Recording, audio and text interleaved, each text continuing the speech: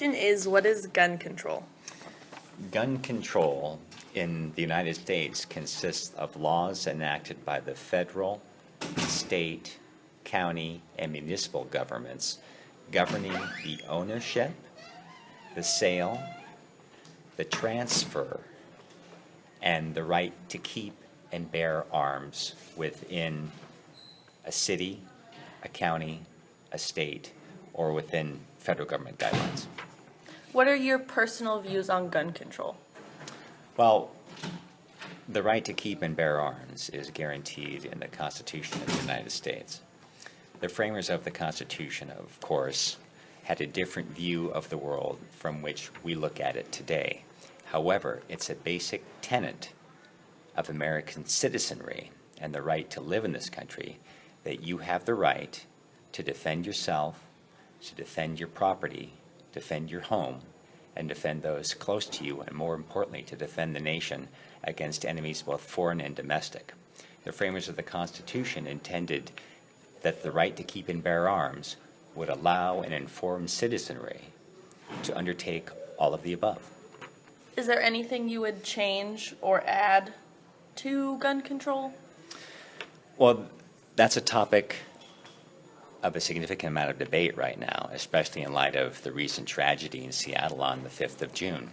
However, the majority of the argument seems to center around the fact that people legitimately procure firearms and then commit grievous acts with them. The problem is that most gun violence in this country, the overwhelming majority, is committed by criminals who've illegally obtained the firearms. People have a right to defend themselves, and they have a right to keep and bear arms as guaranteed in the Constitution of the United States. This is an extremely contested topic in this country right now, and one which will continue to grow in importance as time passes. Has gun control changed, and how has it changed, if it has, even just over the past 10 years? Yes, in the past 10 years, it's changed significantly at the state, county, and city levels. States are enacting different laws for the sale and transfer of firearms. In Washington State, for instance, there's a new referendum coming up that background checks be performed for the sale of any weapon. Right now, weapons sold at gun shows, at gun swap meets that are legitimized by the Bureau of Alcohol, Tobacco, and Firearms do not require a background check. However, all sidearms, i.e. pistols, require a background check on the subject before the weapon can be transferred to him. Many states are looking at this as an option. Some states do not require any background check whatsoever. As a matter of fact, in some states, the whole idea of presenting a valid ID is in question. That is not so in Washington State, and the city of Seattle is right now, especially in light of what happened on the 5th of June, considering much more restrictive gun control measures. Does gun control directly affect you, and how?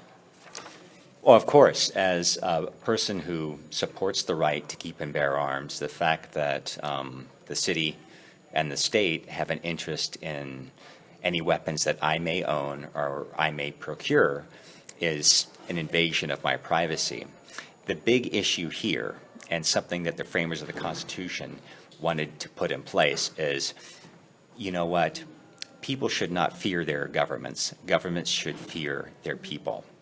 The idea being that if a tyrannical government were to come into power, that people could rise up and defend themselves against that, against the power of an undemocratic and unelected government, a tyrannical or dictatorial power. The fact that governments, states, and municipalities would know who has guns, if the regime that governs would change to that of a negative makeup, those people could come and take your guns away from you. It's important, of course, that legal firearms are sold to people who have the right to own them. If you're a convicted felon, you cannot legally own a firearm. It's important that that right is kept. but the tracking of who owns weapons is a subject of great debate and speaks much to the whole idea of the invasion of privacy. So in our group, we really want to relate this back to how it relates to high school students. So why is it important for students to be aware of this issue? Well, if you're a minor, it's illegal for you to own a firearm, a pistol in the state of Washington. And of course, in schools, we don't allow guns, and rightfully so.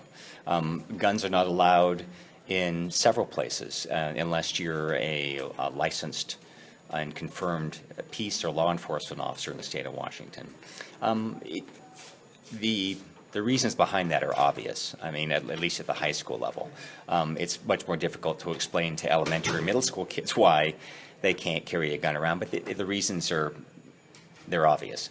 However, for high school students, it's important to realize that the threat that they pose to somebody by having a handgun, even if it's legally obtained, and bringing it into a controlled situation like a school, exposes everybody to a significant amount of risk. Even if the weapon is brought on campus purely for display or to show somebody, the attention that it attracts, both negative and positive, generates a gigantic amount of risk. It's almost imperceptible, or excuse me, inconceivable, the amount of danger that such a thing would pose in a school. Unfortunately, the other side of that argument is, in a school, we're very dangerously exposed to people who may come in from the outside with a weapon. And witness what happened on the 5th of June, 2014 at Seattle Pacific University. Okay. Okay? Thank you. Sure.